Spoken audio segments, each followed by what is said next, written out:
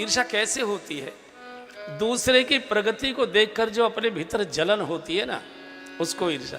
हमारे एक बुजुर्ग कथावाचक थे, अब तो उनका शरीर नहीं रहा, वो बहुत सुंदर उदाहरण देते थे। बोले दो पड़ोसी थे, एक रईस थे, एक मजदूर परिवार था।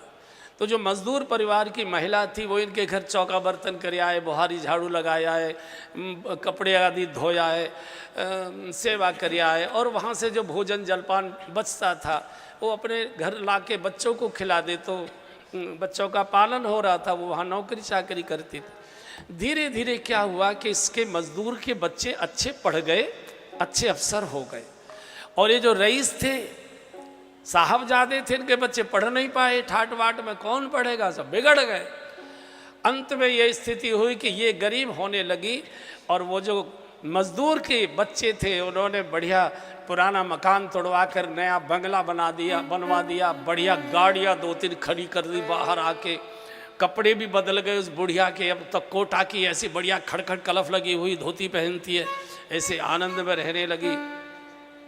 अब ये जो थी बड़े घर की महिला, ये चिढ़ती थी, मेरे टुकड़ों पर पली है और देखो मुझे ही चिढ़ाती है। जब गाड़ी में बैठेगी तो धीरे से खिड़की बंद नहीं करते, जोर से खड़क करके मारती है मुझे दिखाने का। अब करे क्या, किसी का भाग्य तो नहीं बदल सकते। तो पति से लड़े रात को, देखो जी या तो मकान बदलो, मोहल्ला बदलो, मैं यहाँ नहीं रहूँगी। बोले क्यों? बोले जो मेरे टुकड़ों पर पली है वो मेरे सामने देखो कैसी अकड़ दिखाती है, और कोटा की साड़ी का पल्ला बार बार ऐसे करके ऐसे करती है, ऐसे करके ऐसे। या तो इसका चौपट कराओ, कोई झंझट लगाओ, कोई यंत्र मंत्र तंत्र जादू टोना कुछ भी करो, लेकिन इसका सत्यानाश करो। अब पति तो बेचारे सीधे साधे होते ही हैं, क्या करें? देखो कितने बेचारे चुप बैठे हुए हैं, हंस भी नहीं पा रहे, हंस भी नहीं। तुम्हारी तालियों में भी दम नहीं है, मुझे मालूम है। घर में डांट पड़ेगी, बड़ी ताली बजा रहा था मैं, बैठो बैठो, डांट पड़ी।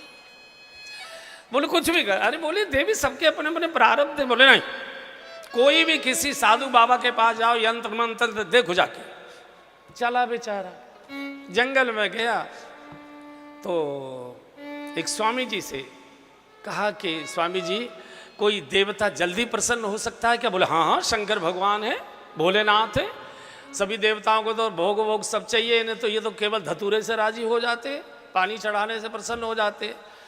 तो मैं शंकर जी को प्रसन्न करना चाहता हूँ।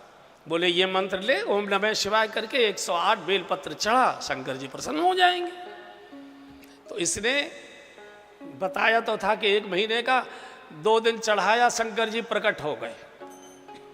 शंकर जी का देख भाई वैसे तो तू इस लायक नहीं है कि मैं तुझे दर्शन दूं और वरदान दूं, लेकिन चूंकि एक साधु ने तुझे आशीर्वाद दिया तो मुझे साधु की बात की इज्जत रखने के लिए तेरे लिए प्रकट होना पड़ा है। बोल क्या वरदान चाहता है? बोले महाराज मुझे 2 वरदान चाहिए। शंकर जी का 2 नहीं 4 मांग ले, पर मेरी एक शर्त है देने की। क्या है? बोले जितना तुझे दूंगा उससे दूना तेरे पड़ोसी को दूंगा। अब मांग ले। अब ये सोचे कि हमारा एक बंगला बड़ा बन जाता, पड़ोसी के 2 बनाने के लिए शंकर जी कह रहे। बड़ी मुश्किल, बड़ा परेशान हो गया।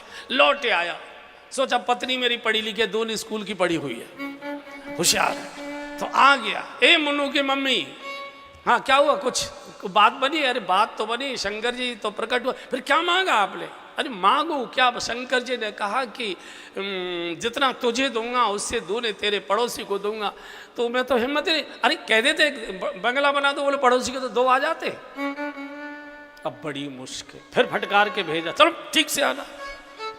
अब फटकार की कथा तो मैंने सुनाई दी है एक दिन आपको। आ गया, फिर इसने पूजा की, फिर शंकर जी प्रकट, देख भाई बहुत हो गई, मांगना है मांग, नहीं तो मैं अंतर ध्यान होता हूँ। इसने कहा कि सर एक बात बताओ, मुझसे दूना कर दोगे पड़ोसी को? बोले हाँ। बिल्कुल सच कह रहे हैं? बोले सच कह रहे हैं बिल्कुल। अरे यार कह तो रहे, हमारी बात पर भरोसा नहीं करता। जितना तुझे दूंगा उससे दूना तेरे पड़ोसी को कर दूंगा, मांग।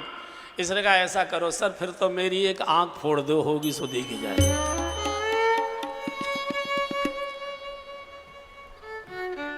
हम भले ही काने रहें लेकिन सामने वाला अंधा हो जाना चाहिए। ये ईर्ष्या है भाई। सब अपना अपना प्रारब्ध लेकर आए हैं। कौओं के चिल्लाने से ढोर नहीं बना करते। सबके अपने प्रारब्ध है, सबको अपना परिश्रम करना चाहिए।